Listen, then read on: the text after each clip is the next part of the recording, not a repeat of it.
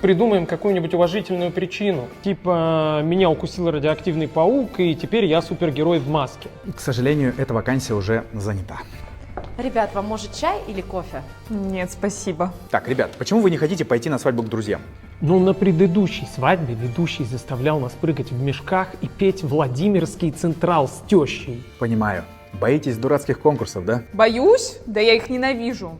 Тереть морковку между коленями, надевать капронки на голову. Да вы вообще знаете, что такое кукушка? Лена, только не кукушка. Нет, вы можете себе представить состоявшуюся взрослую девушку, которая пришла в платье Dior на свадьбу своих друзей. Ее заставляют стоять на 2 стульях. Как этот Жан-Клод Ван Дам и друг жениха этот, топ-менеджер компании, который, вылетая из-под юбки, видя все женские прелести, улыбается во все свои 32 отбеленных зуба и вот это вот ку-ку. Да, я понимаю, вы как будто прошли босса в свадебных конкурсах.